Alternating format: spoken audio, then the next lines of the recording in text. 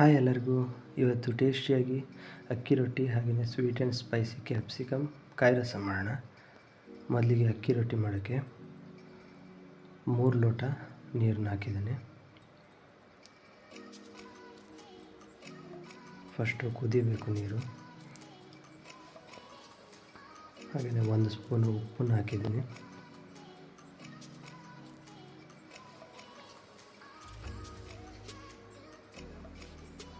ಚೆನ್ನಾಗಿ ಕುದೀಲಿ ಅದು.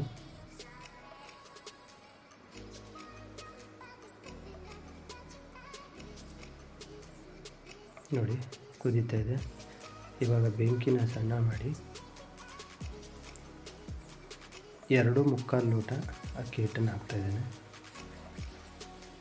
ಜೋಳದ ರೊಟ್ಟಿ, ರಾಗಿ ರೊಟ್ಟಿ ಯಾವುದೇ ಮಾಡೋದಿದ್ರು ಇದೇ ಅಳತೆಯಲ್ಲಿ ಮಾಡಿ.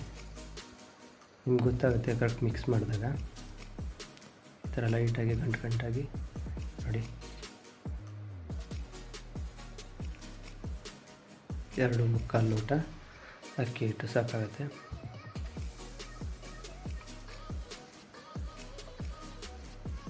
ಚೆನ್ನಾಗಿ ಮಿಕ್ಸ್ ಮಾಡಿಟ್ಕೊಳ್ಳಿ.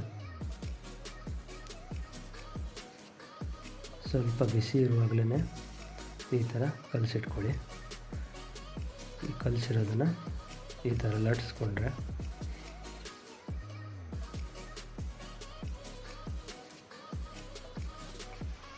ರೊಟ್ಟಿ ರೆಡಿ ಆಗುತ್ತೆ. ನೋಡಿ ಈ ಥರ ತವ ಮೇಲೆ ಹಾಕಿ ಮೇಲ್ಗಡೆಯಿಂದ ನೀರನ್ನ ಚಿಮುಕಿಸಿ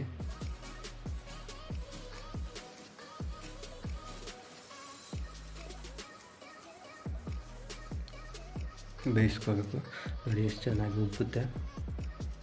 ಉಪ್ಪಿ ಬರುತ್ತೆ, ಹಾಗೆಯೇ ಸ್ಮೂತಾಗಿ ಆಗುತ್ತೆ. ರೊಟ್ಟಿ ಆಯಿತು. ಇವಾಗ ಕಾಯಿ ರಸಕ್ಕೆ ಕ್ಯಾಪ್ಸಿಕಮ್ಮು ಹಾಗೆಯೇ ಕಾಯಿ, ಕಡಲೆಬೇಳೆ 3 ಸ್ಪೂನ್ ಹಾಕಿದ್ದೀನಿ.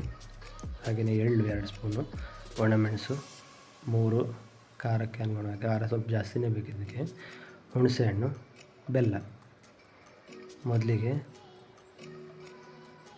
ಪಾತ್ರೆಗೆ ಎಣ್ಣೆ ಹಾಕ್ಕೊಂಡು ಅದಕ್ಕೆ ಕಡಲೆಬೇಳೆ, ಎಳ್ಳು ಹಾಗೆಯೇ ಒಣಮೆಣಸು 3 ಹಾಕಿ ಚೆನ್ನಾಗಿ ಹುರ್ಕೋಬೇಕು. ತುಂಬ ಟೇಸ್ಟ್ ಆಗುತ್ತೆ.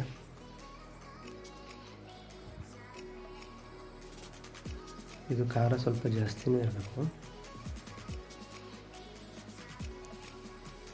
ಆ ಕಡೆ ಸ್ವೀಟಾಗೂ ಇರುತ್ತೆ, ಹಾಗೆಯೇ ಸ್ಪೈಸಿಯಾಗೂ ಇರುತ್ತೆ. ಅದಕ್ಕೋಸ್ಕರ ನೋಡಿ ಹುರಿದಿದೆ. ಇವಾಗ ಮಿಕ್ಸಿ ಜಾರ್ಗೆ ಹುರಿದಿರೋ ಮಿಶ್ರಣನ ಹಾಕ್ಕೋಬೇಕು.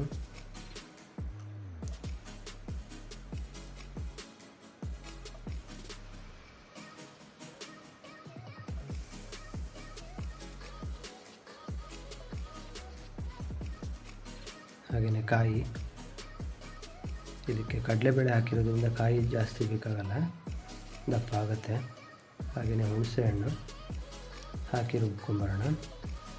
ಈಗ ಮತ್ತೊಂದು ಪಾತ್ರೆಗೆ ನೀರನ್ನು ಹಾಕಿ ತೊಳೆದು ಕಟ್ ಮಾಡ್ಕೊಂಡಿರೋ ಕ್ಯಾಪ್ಸಿಕಮ್ ಹಾಕೋಣ.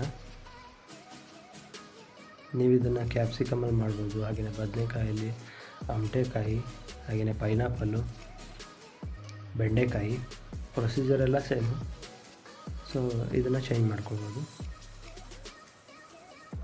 ಹಾಗೆಯೇ ತರಕಾರಿ ಥರನೇ ಟೇಸ್ಟು ವೇರಿ ಆಗ್ತಾ ಹೋಗುತ್ತೆ. ಉಪ್ಪು ಹಾಕಿ ಬೇಯಿಸ್ಕೊಳ್ಳೋಣ. ನೋಡಿ ಈ ಥರ ರುಬ್ಕೊಂಡು ಮಿಶ್ರಣನ ಇದಕ್ಕೆ ಹಾಕೋಣ.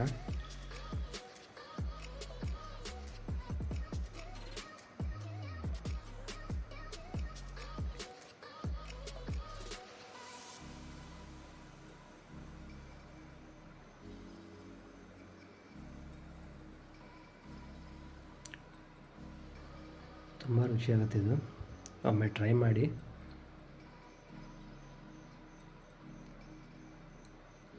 ಖಾರ ಎಷ್ಟು ಹಾಕ್ತಿರೋ ಹಾಗೆಯೇ ಸ್ವೀಟನ್ನು ಅಷ್ಟೇ ಬೀಳಬೇಕು.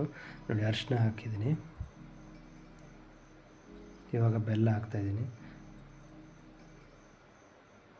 ಬೆಲ್ಲನೂ ಅಷ್ಟೇ ಜಾಸ್ತಿನೇ ಹಾಕಬೇಕು, ಸ್ವಲ್ಪ ಸ್ವೀಟು ಇರಬೇಕು, ಖಾರನೂ ಇರಬೇಕು. ಆವಾಗ ನಿಮಗೆ ಟೇಸ್ಟ್ ಗೊತ್ತಾಗುತ್ತೆ. ನೋಡಿ, ಈ ಥರ ಕುದಿಸ್ಕೊಂಡ್ರೆ ಟೇಸ್ಟಿಯಾಗಿರೋ ಕಾಯಿ ರಸ ರೆಡಿ. ಇದನ್ನು ಒಂದು ಪ್ಲೇಟಿಗೆ ರೊಟ್ಟಿ ಜೊತೆಗೆ ಚೆನ್ನಾಗಾಗುತ್ತೆ. ಒಮ್ಮೆ ಟೇಸ್ಟ್ ಮಾಡಿ, ಕಾಮೆಂಟ್ ಮಾಡಿ. Thank you.